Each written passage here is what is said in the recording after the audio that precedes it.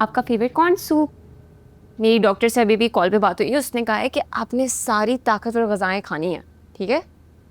तो एक मिनट, ये तुम क्यों बना के लेकर आई हो? क्यों, मैं मज़े का नहीं बनाती? नहीं, हाँ, बहुत मज़े का बनाती हो तुम तो इतने मज़े मज़े के खाने बनाती हो। बस कि जब तुम चली जाओगी ना शादी करके तो मैं तुम्हें बहुत मिस करूंगी, तुम्हारे खानों को तो उससे भी ज़्यादा मिस करूंगी। मुझे तो तुम्हारे ससुराल आना पड़ेगा ये तुम्हारे हाथ के खाने खाने के लिए। तो आ जाइएगा। और आना क्या, मैं तो उनको पहले ही बता दूंगी कि जहेज में मैं कुछ भी नहीं ला रही सिवाय अपनी माँ के। अली मान जाएगा? हाँ मानेगा बिल्कुल। अली कहाँ से आ गया बीच में? तुम्हें क्या लगता है कि तुम मुझे नहीं बताओगी तो मुझे पता नहीं चलेगा? नहीं, ऐसा कुछ भी नहीं है, उसे तो पता भी नहीं है इस बारे में। क्या नहीं पता उसे ये नहीं पता कि तुम उसे पसंद करती हो, तुम्हें अच्छा लगता है?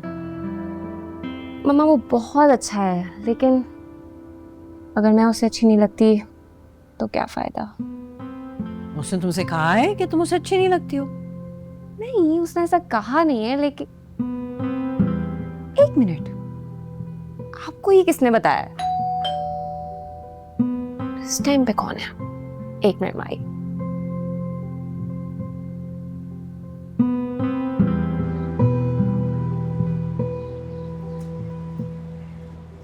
अरे ज़ारा आपी, what a pleasant surprise. Miss you. मैं बिल्कुल ठीक हूँ, आजा आजा। फरीदा आंटी की तबीयत कैसी है? माशाल्लाह बिल्कुल ठीक है, ऐसा लगता है जैसे कुछ हुआ ही नहीं उनको। हाँ, डॉक्टर भी हैरान हो रहा था। सुबह असद को फोन करके पूछ रहा था कि आप मरीजा को घर क्यों ले गए। असद ने उनको बताया कि वो बिल्कुल ठीक है माशाल्लाह, इतना खतरनाक जहर भी उनका कुछ नहीं बिगाड़ पाया।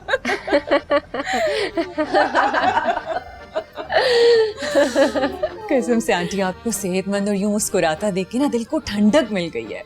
आई एम रियली सॉरी, हमारी वजह से आपको कितनी मुश्किल से गुजरना पड़ा। अरे कौन सी मुश्किल, कोई भी मुश्किल नहीं, मुझे तो पता ही नहीं चला, मैं तो बेहोश थी। हाँ। पता है ये सब कुछ ना हवेली के उन जिन्नों का किया था रहा। बिला वजह में हमारी जानों के दर पे रहते हैं। लेकिन एक बात है, कोरमा था बहुत मजे का, जब तक जहर का असर नहीं हुआ था।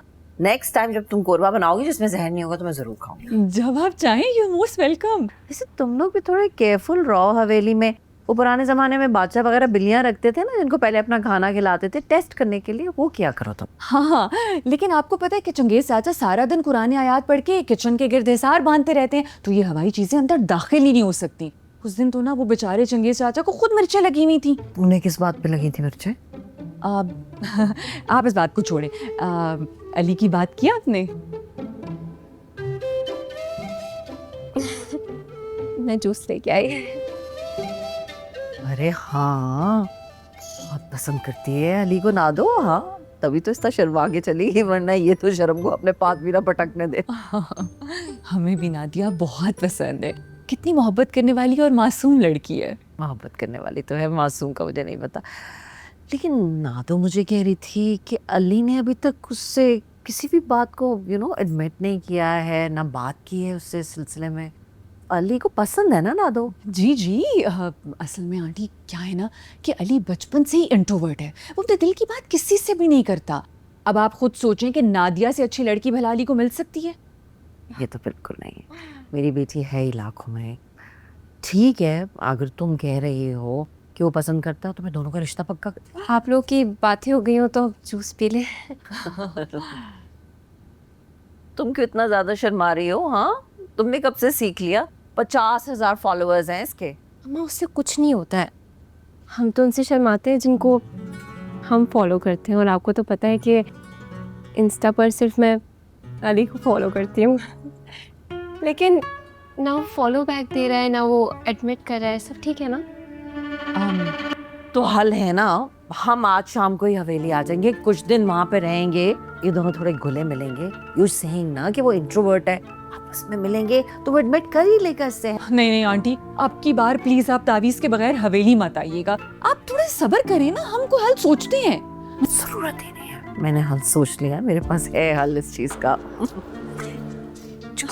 ये हाँ थैंक यू।